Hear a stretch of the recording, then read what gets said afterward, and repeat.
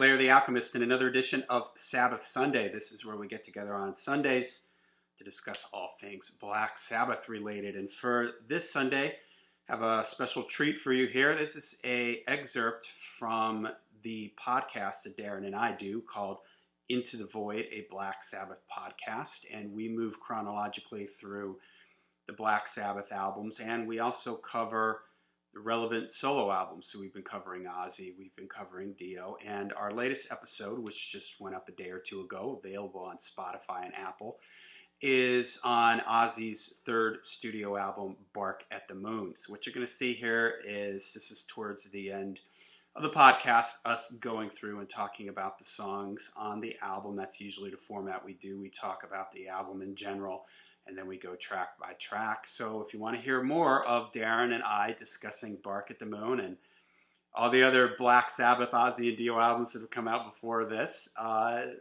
will be a link down below that you can check out, Into the Void, a Black Sabbath podcast. Rock and Roll Rebel. Yeah, next we move on to Rock and Roll Rebel. Now this one does have a lot of guitar on it. That main riff is pretty killer. I put this riff up here with Bark at the Moon. I like the way Jake has after every chorus, he basically plays a guitar solo. You know, there's a little guitar solo in it. This one has a ton of guitar on it, and it's driven really well by the guitar. I love the part in the song, they'll try playing with your heart. They know it rules your head. If they could read between the lines, you know, they'd see the real me. You know, then it goes into another great guitar solo. So this one's got guitar all over it, and it's all about the guitar on this one, which I think is great. Another one that I really like on this. Yeah, and it was built off a Jake riff that he was also something he was warming up to with, and Ozzy heard it and told him to keep going with it, and Jake was like, okay. You know, he wasn't really too impressed with the riff himself. It was just something he was warming up with, but it makes a cool song. Sort of a confessional, you know, call to arms sort of a thing. You know, anybody that was thinking Ozzy was worshiping the devil, he clears that up and says, you think I worship the devil? You must be stupid or blind. There probably was a more subtle way or more creative way to put that into a song, but he just comes right out and says it. You know, so if there was to be any mystique, or maybe somebody would think that Ozzy had this element of, you know,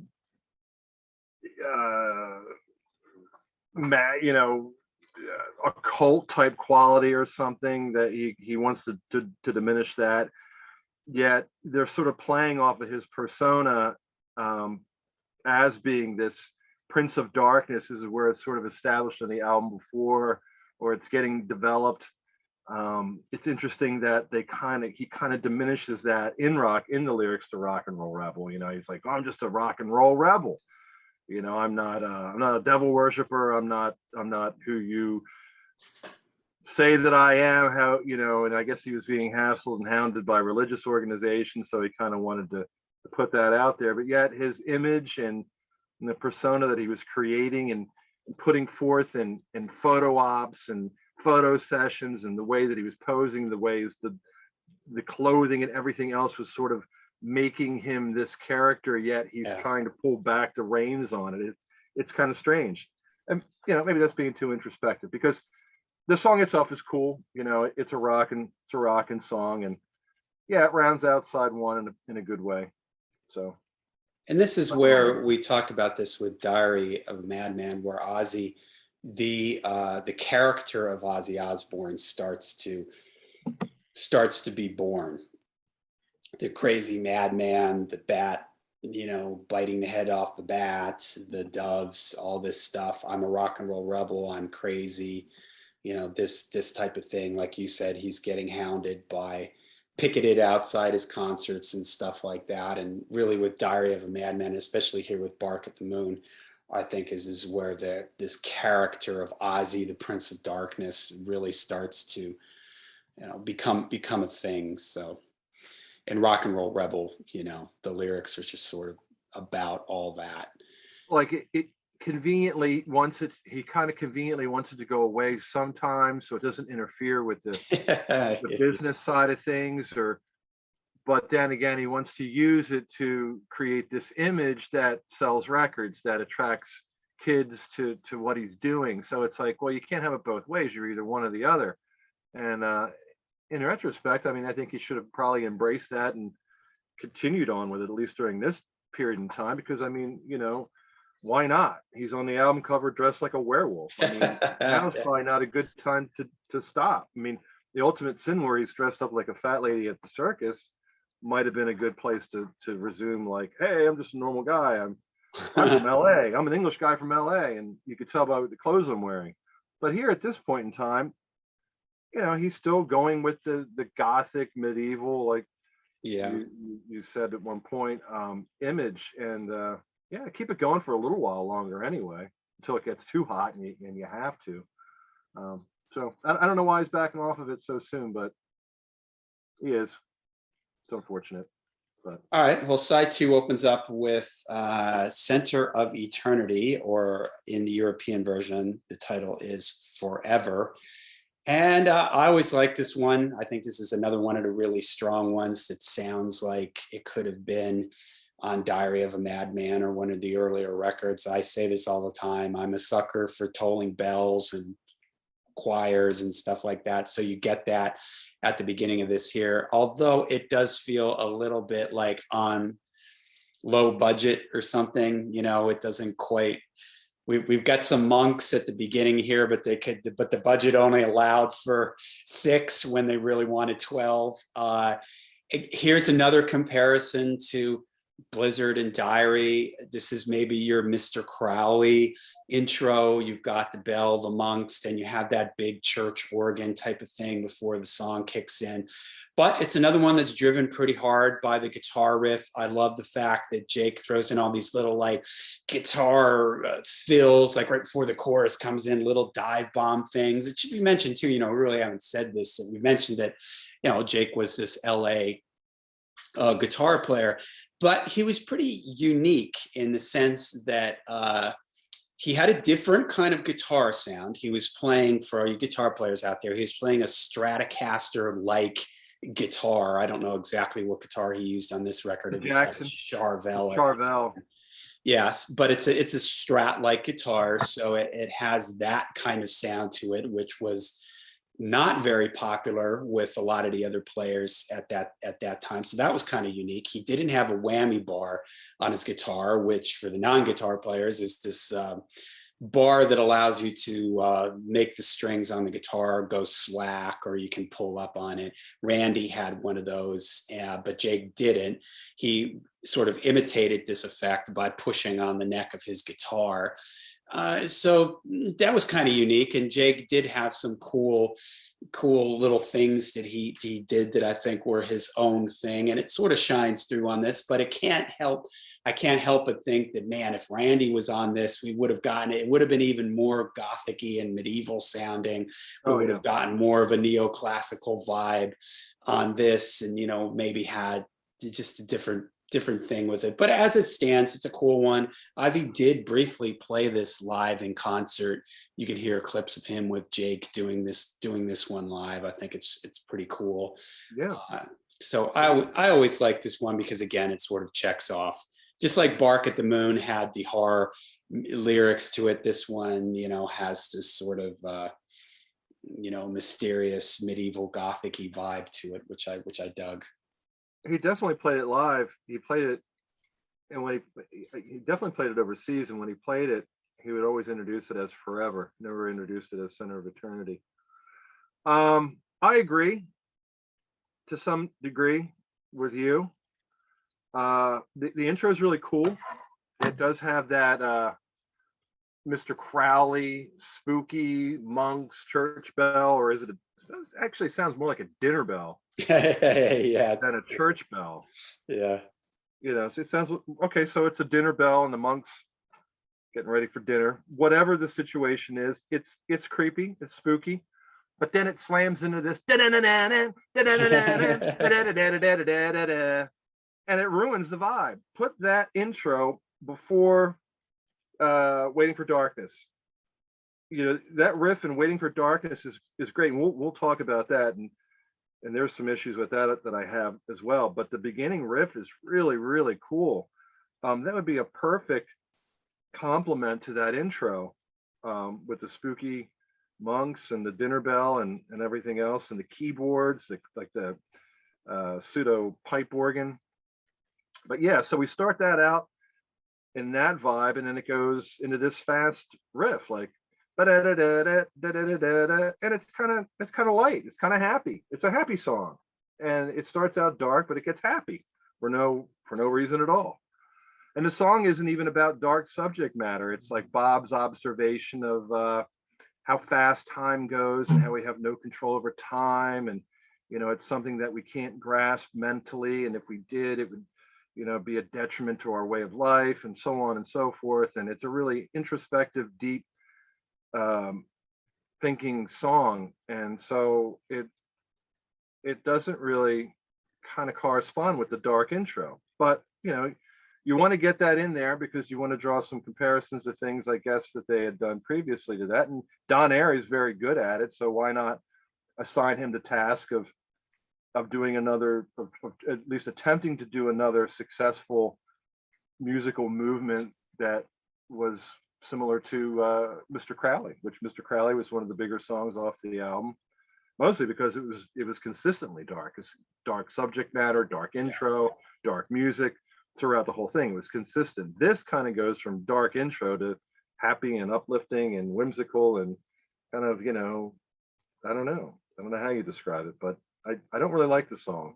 I never really did, mostly because I was disappointed. I was thinking, oh, well, when I first heard the intro, this is going to be something really cool. It's going to be something like Mr. Crowley, and then it goes, it's so sing-songy and syrupy sweet. I don't like it. I never liked it, and I'll never like it. Yeah, it's one of these ones. I liked it, but it just felt like it came up a little bit short. It's like it was close, and maybe it's because of, like you said, the verse isn't, the whole song in general isn't dark enough. It lets you down a little bit after that cool intro. But it's sort of a theme for a lot of the songs on this record, that they're cool, but they just slightly miss the mark, Mm-mm. All right. Well, speaking of that, here we're on the next song then is So Tired. And this is just a wash in keyboards and strings. And although I do love an Ozzy ballad, probably more than the average person, I think Ozzy sounds good when he's in that zone. This one hasn't aged particularly well for me when I was listening to it today. It's so awash with strings and keyboards and stuff that it almost sounds like they're a farce or something, like they're trying to make a song that sounds like a Hollywood movie scene, romantic scene in a Hollywood movie or something. Yeah. The guitar solo is good in it, but it's just like I can't even tell if there's any guitar in the verses of this song. And again, it just makes me wonder, how does that, why did that happen? Why would I could just, and it makes me think, oh, if Randy was here, there would have been some classical like guitar stuff going on in the background that maybe would have brought the song, made it feel a little bit better. But just like that keyboard part in the beginning of the song, da, da, da, da, da, it's so like two couples running in a field towards each other, like, and it's just, wow, it is just really, I mean, the video kind of redeems it a little, this sort of Phantom of the Opera type of video. It makes it a little sort of tongue-in-cheek because Ozzy's this Phantom of the Opera type character. It's Abraham Lincoln at one point too, isn't he? Like, yeah, he sort of plays all these different characters and everything. But man, just the song on its own. Haven't listened to this song in a long time, and as I was listening to it preparing for this, I was just like, wow, this is like, God, it was almost like you wonder if they were just sort of stickering to themselves, like, we're going to hand this to the record company and let's see if they think that we're serious, Okay, right off the bat, this is a song that would be more suitable on an ELO album. It sounds like I can't get it at the song. I can't get it out of my head. That's on Face the Music, which is it's a great song. But in the context of that album and by the band ELO, it makes sense. On this album, coming from Ozzy, it's just bizarre, and it's a romantic song. It would be something you wouldn't be surprised to hear in the soundtrack of a romantic comedy or Yeah. something with like Ryan McNeil and Barbara Streisand. Yeah. You know, and I would hear this song and I'd be like, oh, that's really cool. That song couples so well with the sentiment of that movie. But does it couple that well with the sentiment of this heavy rock record? And the answer to that is no, it does not. It doesn't even belong on this album. It's a good song. I like Ozzy's voice. It's a well-written song for the most part, but strings, keyboards, Yeah, it's so where's the over the top. guitar? You know, I mean, this is one of the reasons why this album is a fail for me. It's like this is taking up prime real estate. This song is taking up prime real estate on an album that should otherwise be a hard rock record. Now you could argue that, well, it's not that much different from Goodbye to Romance, and that's true. But there's so much other heavy song vibes going on in Blizzard of Oz that balance that. You know, you can have Goodbye to Romance because then it comes kicking into, you know, the way the guitar just spills into Suicide Solution after that. It's just it's almost like you need a little bit of light before the darkness so you can really appreciate how heavy the darkness is. This overall, the album has its lighter moments, so there really isn't, this doesn't provide the contrast that would make it effective.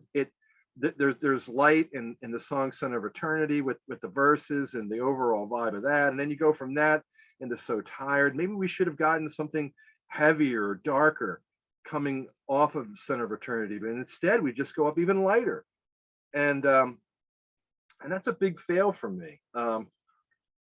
And the lyrics itself, I mean, they're just not. Goodbye to Romance, I think it was more successful in its context because we could kind of draw the conclusion that it was like Ozzy saying goodbye to his past, new chapter in his life. Yeah, new chapter in his life. He's saying goodbye to his past, singer of Black Sabbath, moving into this new solo career. It has significance. It seems honest. It seems sincere. It seems personal. This is just it's a love song. And Goodbye to Romance is carried by the guitar. There is that little keyboard line at the end, but the song is carried by the guitar. Here, there's almost no guitar in it, and whereas Goodbye to Romance has more of a, I don't know. This again just has more of a. This sounds like a love song, whereas Goodbye to Romance sounded more like a sad song. It was a sad song. This is a love song, and as a 13-year-old, I didn't want to hear love songs. I wanted werewolves and monks and things like that. Not on an Ozzy Osbourne record. I didn't want to hear a love song on an Ozzy Osbourne record. If I heard a ballad, I wanted it to be about Ozzy showing remorse because he was too drunk and he screwed something up. You know, I wanted something that dealt more with the tragedy of this Ozzy Osbourne persona, this Ozzy Osbourne character, as it were. This is just a very simple, straightforward, common, run-of-the-mill love song. And Bob Daisley went on record to say that one of the things that influenced him to write this song was the King, even though there is a similarity to ELO, that wasn't part of the influence, that Kink's I'm So Tired of Waiting for You. Yeah. And so that was what influenced this, and it wasn't really even too far removed from that. Yeah. So tired of waiting for you by the Kinks. This one's called So Tired. Then it has the same sort of subject matter and same sort of development in the plot of the song. Yeah. I think we spent way too much time talking about this Yeah, song. it's just, and again, it's another song that comes up short. You can't help but compare it. In your mind, you're thinking of Tonight and Goodbye to Romance, but it's nowhere near as good as those songs. It misses the mark. All right, next is Slow Down, which this is another one that sort of misses the mark for me. It's got a little bit of a feel to it like SATO, the rhythm of the song, but the melody line is so I da da da dee da, It's so happy, major, so happy happy. sounding that it just sort of like, I'll never bother keeping up with you. You know It's what just bothers me? You know what bothers me? so upbeat. It just sort of, it just kills, the writings on the wall. Why do you ride to take a fall? And then the chorus of the song, it's just slow down. Ah, You're moving way too fast. Slow down. You'll never last. It's just too like, uh, you what know, I what I like though, one thing I do like about I like the line, "Your haste is making waste." That's such a great line. It takes me back to first grade, where if I might throw away like part of my sandwich, then the teacher would scold me and say, "Your haste is making waste." So it's kind of there's a lesson to be learned from slow down. No, I'm being facetious. That's a horrible line. I hate hearing that. It makes me cringe when I hear that in the song. And the keyboard that follows the melody, do do do do. Oh man, it's just awful. I don't know how anybody could take this song seriously. Your haste is making way, do do do do do do. Pardon my vocals, but you get the point. Yeah, it's just and you're right, the riff comes in, it's kind of driving like an SATO. You think, okay, this is gonna be cool. But man, it just and the chorus is like so like slow down. Woo! It's not dark, it's not heavy, it's just pop. The whole thing as a whole is like a pop rock album. And nowhere in the research of this or in any of the background does anyone say or take credit or own up to the fact that that was by designer, that if they wanted to make this a more commercially accessible record. yeah, It seemed to me like it could have been contrived to get more things on the radio, to get more videos on MTV, even though only 2 videos are made, or to try to clean up his image a little bit so we can get some more people out to the concert, so we can get yeah. the Appeal religious to a groups wider and audience. yeah, and get the religious groups out of their hair, get the PETA people and everything else that he's already established, uh, you know, unintentionally, get them out of the way so that we can, broaden the audience and make more money for Sharon, make more money for the record label. Which we should also note that at this point he's off of Jet Records, Yeah, he's on CBS, and that was one of the things that also was one of the political things that took time getting this album out, having to deal with getting off Don Arden, Sharon's father, was the owner of Jet Records, getting off of the label and getting onto CBS and having an independent situation here with CBS Records. But nevertheless, I mean, CBS Records was now it was a bigger label, and maybe that was part of the consideration. Getting this album a little bit more palatable, a little bit more fit for public consumption, so that we could yeah, keep moving forward. As it were, though, shortly after this record came out, or maybe at the time that things were brewing, heavy metal and hard rock it did become really popular. All the rock magazines, Hit Parade or Circus, Cream was primarily a rock and roll magazine, but they went full metal in the early to well, from like about this time, 83, 84, up until like 88, 89. They even had like little spin-off magazines, Cream Metal, and heavy metal issues. Heavy metal was trending. It was the thing.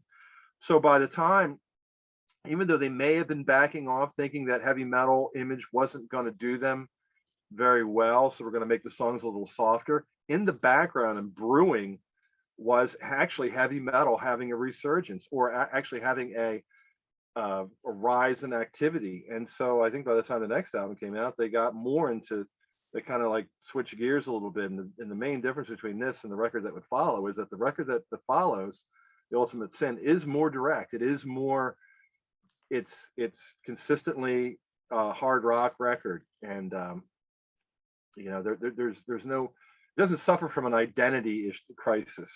This one kind of does. And it's always seemed strange to me that some people would rank this higher than Blizzard and Diary, and or say this is like a record that is deserving to be on the same level as the previous two. I just don't get that. I never could. I could never understand that. I always was disappointed with it, and I always sort of felt like everyone else was too. It was recently just came to my attention that people really regard this album very highly, and in fact, more so than Blizzard and Diary, and that just absolutely blows me away. But you know, different strokes for different folks. There's no accounting for taste, but yeah. Well, yeah, for me, it certainly does not live up to Blizzard and Diary, but it does suffer too because some of these songs are so you can just hear that they're trying to reproduce from the other albums, and because it doesn't reach those lofty heights, it diminishes it a little bit. Like we're talking about this song, Slow Down. The end of the song does that same thing that the end of SATO does, that da da da, like it keeps repeating the line at the end here. It goes a little longer here, and in It doesn't have like SATO, a it's just really twinkling quick and it keyboard. fades out. Yeah, it doesn't have like a twinkling keyboard thing. Yeah, Like, yeah, and it has a thing like going over the top of it. yeah, I did want to mention before we go on, I forgot to mention this earlier, and this is an interesting little thing that I just want to briefly bring up. The lyrics to Now You See It, Now You Don't, Bob Daisley wrote them, and he talks about how he wrote these about Sharon. And if you read the first line in the song, it's funny. And he even says himself that he's surprised that they let him, write these lyrics and they put these overbearing lyrics woman. on the Yeah. record. But here's the first verse from the song. Overbearing woman, making it so hard for me. Now you've laid it down for all to see. Yeah. Can I ask a question? Do you think that you can take a blow? This is why I always come and go. Yeah. So I just wanted to throw that little tidbit in there. Before we moved on to the very last song on the record, Waiting for Darkness. All right. This is the Diary of a Madman, like song Diary of a Madman, I guess, for this album. Again, comes up short, doesn't live up to the lofty, the awesome epicness that was the song Diary of a Madman. All that though, it is a cool song. It's got a cool vibe to it. It's got the dark vibe to it. I love the feel of it. I do love the line, I know what they'll find. It's in their mind. It's what they want to see, that whole, which I guess is sort of the pre-chorus of the song. I think that that's super cool. That works. Yeah. I do. This is another one though that it feels weird. Like it's like there's no guitar solo in it. When the guitar solo part comes up, Jake is playing these repeated figures that sound like they should be something underneath the guitar solo. He just like keeps repeating these lines, and it's like you're kind of waiting for the guitar to take off, and it never really does. And it's just such a missed opportunity. Like it wouldn't shock me if they said like, oh yeah, that guitar thing right there was supposed to be the rhythm track, and we just never got around to putting a solo over the top of it, because it's cool. It's a cool little line, but it's just these repeated lines. And then the keyboards come in and they're doing these sort of Jason stab type things, like horror movie, early 80s horror movie type things. And it just kind of feels like, where's the guitar solo in it? And at the time, I just remember thinking like, wow, this is cool, but man, I just can't help but think that if Randy was here, we would have gotten more guitar. This is again another one where it just felt like there's something missing in the guitar parts for it.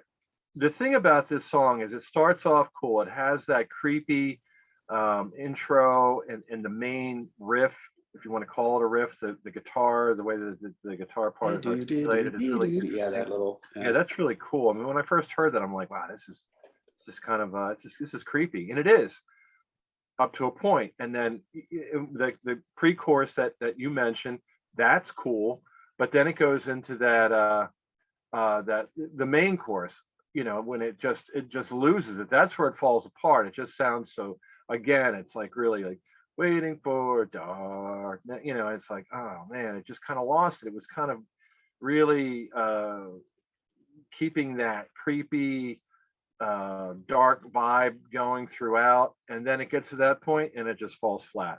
And then instead of a guitar solo, it has that swirling orchestrated big string part, yeah.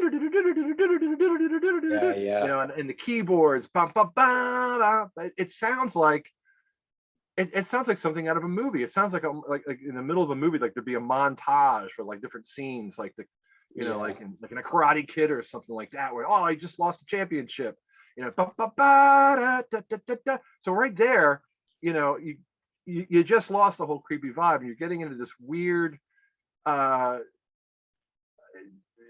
situation where it's moved into something that's a lot more cinematic, and I don't get it. I don't get what it's trying to do. I don't get the progression from where it started to where it gets into the middle of the song. I don't like the happy chorus. And then it comes back and it comes back around to the beginning. But by that time, it's like, you know what? Don't even do it. You just ruined it. It was cool up until the point, and now, oh, you're gonna try to go back to the beginning. Just stop. Just end the song. That's kind of what I feel like. It's Yeah. like, no. Although I do like the way it ends with the da da da da da da da da. That's pretty dramatic, but it was just a little bit too much, kind of. And again, it just feels like it's sort of missing some guitar parts or something. It's too much being carried by the keyboards, where I would have liked there You have know what just I'm been talking more about with guitar. you know what I'm talking about with well, I'm sure you do. Yeah, yeah, I know The what you mean. strings and Yeah, the it's organ. like Ba, ba, ba, da, da, da, yeah, da, yeah. da. They're Sounds like like keep that's like a building and musical, getting like it's Broadway or something. Like ba, yeah. ba, ba, da. You want to see, I expect to see like dancers coming out, like ba, ba, ba, you know, like twirling and stuff, and it's like, whoa, what's going on here? This is nothing like Blizzard and Diary, nothing, you know. And that's the bone of contention I have with this album. But on the upshot, these two bonus tracks, one up the B side, is one of my favorite solo Ozzy songs of all time. And it's just so ironic that a song that was obviously written for the B side, one up the B side, is one of the best songs from the Jake Yeah, era, it is a maybe pretty cool song. in And my opinion. Spiders is pretty cool also. Spiders is cool and It's kind of the little dolls of it's Sabbath. consistent. It's consistent, and it kind of has an Alice Cooper "Welcome to My Nightmare" kind of Yeah, vibe. That's what I think of when I hear that song. It's bump, bump. You know, yeah, it has like a kind of like a little bit of a, not too dissimilar from Waiting for Darkness, but it's consistent. It does have a dark vibe. I like Ozzy's melody lines. The subject matter, the lyrics are cool.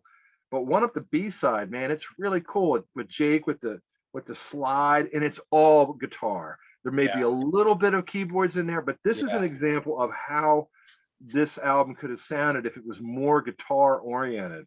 Uh, and the song itself, the lyrics, it's kind of a double entendre. You know, there's not really a definitive, nothing you can take away from it as far as having some deep significance. And creatively, lyrics are creatively written, but they seem more relaxed. Ozzy is more kind of laid back in it. It sounds like something that might have been from the Blizzard and Diary sessions, later Sabbath type of thing. But I love Jake's playing on it. It just gets down and dirty with that slide and that kind of a raunchier riff. So for everything that I hated about Bark at the Moon, when I got this single, the Bark at the Moon 3-track 12-inch, and you know, Bark at the Moon is side A, I flipped it over, one at the B side. I was like really surprised at how cool it was. And then Spiders, I didn't hear until it was on the 1995 yeah, remaster of Bark at the Moon. I was like, oh, this is yeah, pretty cool. It's pretty cool. yeah, So the two bonus tracks I think are better than, with the exception of, let's say, for me, Bark at the Moon and Rock and Roll Rebel. The two bonus tracks, one at the B side and Spiders, are better than anything else that's on the album for me, anyway. yeah.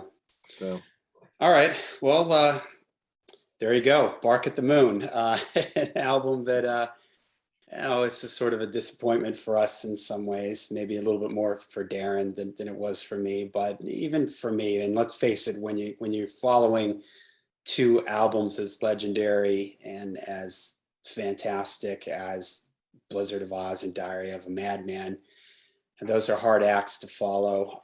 But it's still, I do still have fond memories of this record. MTV, Bark at the Moon, you know, just Ozzy right now is he's really becoming a household name at this point. And I was on, even though I wish that there was more guitar on the record, I did like Jake's playing. I was excited for it. I was looking forward to the next album to see where they were going to go. I was happy that Bob Daisley was back in the band. So even though I was a little bit let down in some respects, I was still happy that I had a new Ozzy record. And I was excited about this new Ozzy band, Ozzy with a new guitar player, excited to see where it was going to go. And we're going to talk about where it's going to go. Not in the next episode. We've got a few other albums in between before The Ultimate Sin lands up. But those are my final thoughts on Bark at the Moon. What are yours? Any final words? I just want to get away from it. I just want to run away from Bark at the Moon. Move on to the next one. I don't have any. You don't want to bark at the moon. You want. I don't want to bark at the moon. No, I just want to run away from the moon. But yeah, I mean, it's good because we're going to take a little break from the Ozzy stuff. It's fair to say that there's some peaks and valleys moving forward with the solo Ozzy stuff, but there's definitely more excitement coming from, in my opinion, from Dio and Sabbath. I think we're going to get into more of the passionate, reverent conversation in these podcasts when we start talking about the solo Dio stuff and we start talking about some of the upcoming Black Sabbath albums. I really feel a little bit guilty about not being as reverent as maybe some people would consider appropriate for this album, but for me, it just never did what I hoped it would. So yeah, I knew this time was coming, and I knew we'd eventually have to get to Bark the Moon, and I hoped that I would, and I've listened to it a few times since we started doing the podcast, and I thought, well, maybe I'll turn a corner. But I kind of did with Born Again. I put Born Again down in some of the early podcasts, and then we had John McAtee on. We talked about it. I listened to it. I actually did turn a corner, but there's a lot of differences between an album like Born Again and Bark at the Moon, and really, like when I was talking about Born Again, really the main thing with Born Again was just the production. Here it's kind of the opposite. We have a really big, bombastic production. We obviously the Ozzy Osbourne organization has more money now, certainly more than they did on Blizzard of Oz, and definitely Diary of a Madman. So it's like they threw a lot of money into this. So it's way probably over budget. It's too big of a production. There's too much keyboards. It just kind of ruins it. I think the sweet spot for the Ozzy sound is definitely Diary of a Madman. We can incorporate strings. We can get keyboards in there, but you got to have the guitar. The guitar has to be the guitar and the voice have to be the central character. Yeah, no doubt. In constructing this Ozzy Osbourne record. And unfortunately that's definitely a miss on Bark the Moon. So all that said, let's just move on to the next one.